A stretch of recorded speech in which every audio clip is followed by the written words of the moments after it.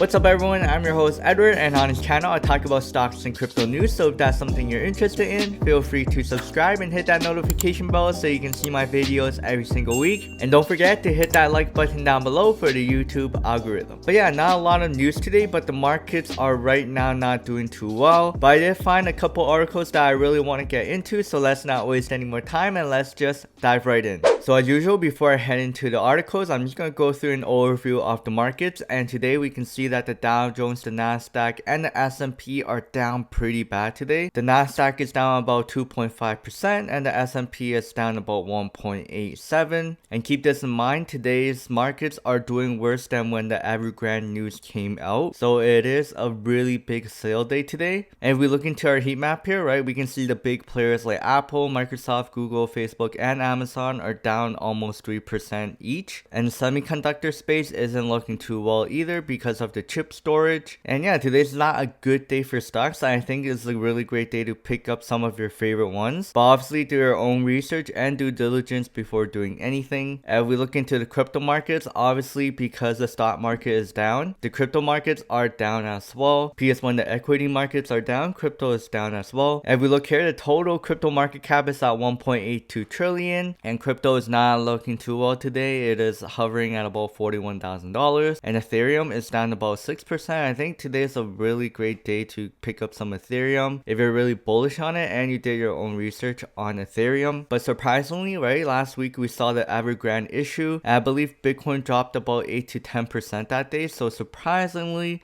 is not too bad at the moment. But the main culprit of today's drop is because of the 10-year yield, which continues to rapidly grow and hits the highest since June. So back in June, we did see a little bit of a drop in the stock market because that was the last time the 10-year yield did peak. Now for those that don't know what the 10-year US Treasury Yield is, it's pretty much the interest rate that the government is able to borrow on. And right now that 10-year Treasury Yield is at 1.558%. As usual, right, Jerome Powell made an announcement today and he said that inflation is elevated and will likely remain so in the coming months before moderating. Now I know a lot of newbies into the stock market don't know this, but when Treasury yields are up, stocks tend to go down because the big players like pension funds, hedge funds likes to rotate their money where they can see benefit, and because these treasury yields are going up, they would tend to rotate their money into bonds, and usually they shake up the markets because they have about billions of dollars in stocks, and usually they would sell off some stocks and rotate it into bonds depending on the treasury yield. And near the beginning of the pandemic, treasury yields were pretty much almost at 0%. Pretty much no reason for these pension funds and hedge funds to hold bonds, which is why we saw a huge recovery in stocks because it's all about money rotation. Now looking into this quote here, right, focus now turns towards all important mid 1.5% range, which is the trend line from the highs in the 10-year yield back in late March. If economic and inflation data is solid this week and the 10-year yield can break through mid 1.5% range and close near above 1.6% this week, investors will look for the continuation of the rise in yields back to that March high of 1.74%. And this is the main reason why stocks are not doing well today.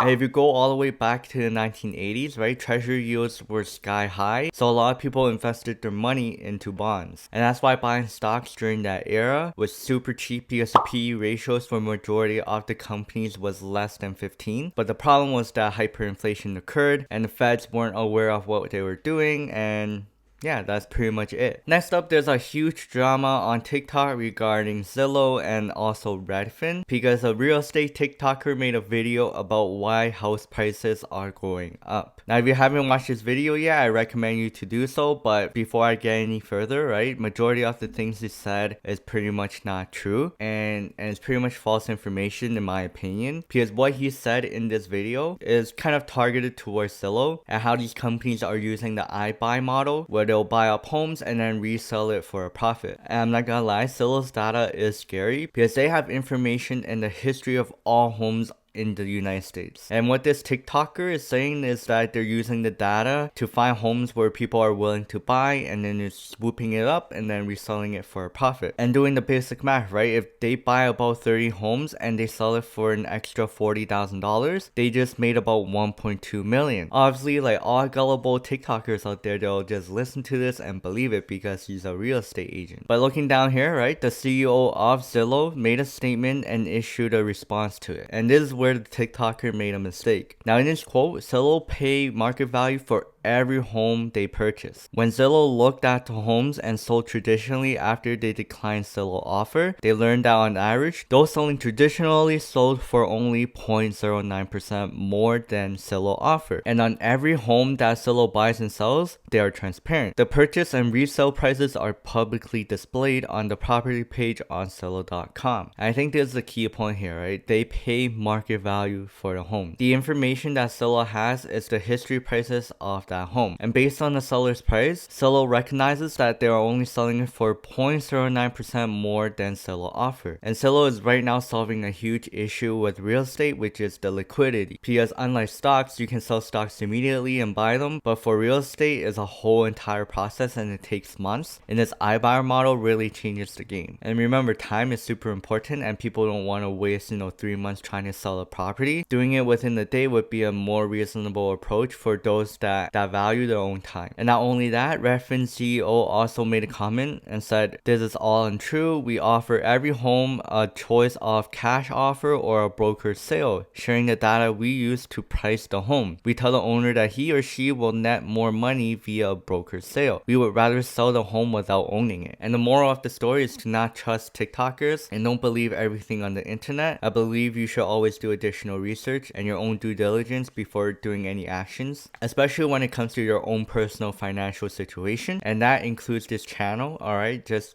being transparent. Now looking into the next article, which is very related to the last article. Home prices rise at record pace for 4th consecutive month, but economists around the world aren't worried about the housing market yet. So looking into the latest edition of the S&P CoreLogic Case-Shiller Home Price Index showed that home prices increased 19.7% from a year ago in July. And this is pretty much what the TikToker was all worried about. The reason why these asset prices are all going up in price dramatically is all due to the money printer. There's obviously some other factors, but the main pinpoint reason on why asset prices goes up is because the money printer is pouring in more supply of money within the United States, which is why food increase in prices, cars, goods, services, etc. And just for a personal reference, this house that I'm currently living in has never been renovated for the last 20 years except for the bathroom. But other than that, the house just keeps going up in price. But if you think about it, nothing pretty much got better about the house. So why did the house get more expensive? And it's simple, it's because of the money printer. And obviously, like I said before, there's also other reasons why, but the why and the purpose of why this is all happening is the money printer, which is why I think Bitcoin is a solution to all this, because it just makes housing less affordable. And unfortunately, right, the average person out there doesn't understand how to invest their money and all they do is save. And in this world where the money printer keeps going off, saving your money will not cut it. And yeah, that's just my quick rant about home prices and the money printer. Lastly, Coinbase dives deeper into banking by letting users deposit paychecks into their accounts. And looking at the key points, Coinbase will let US users deposit any percentage of their paychecks directly into their accounts in the coming weeks. The move comes as Coinbase faces increased criticism from regulators over digital assets. And deposits can either be in US dollars or immediately transferred into cryptocurrencies without any fees. Now this is huge news because I believe majority of Gen Z will be doing this and depositing their paychecks directly into crypto. And personally, I wish there was something like this in Canada because fiat currency is pretty much the biggest scam in the world. And a quote here from the vice president of product at Coinbase: "With direct deposits, customers can easily access our crypto first financial services and be ready for any trade or purchase. We're determined to deliver the most trusted full suite of crypto-first financial services to our 68 million users. Now the thing is, Coinbase doesn't make any money from this because they're gonna be doing this with no fees. However, it just makes the product a lot more stickier because if one day one of their customers decides to transfer their funds into a cold wallet, Coinbase do make a fee off that. But yeah, a very interesting strategy from Coinbase, and I think this is gonna work out really well for them. And I know a lot of people don't like Coinbase, but I also think they're challenging Strike by Jack Mallers, which is a great app, and I think a lot of people in the US should use that because they're on the Lightning Network and you can pretty much buy Bitcoin for free without any fees. It's so minimal that you can't even notice it. And yeah, that's pretty much it. That wraps up for this video. If you're interested in buying crypto, please head into my referral links in the description box down below, and we can both get a small cash bonus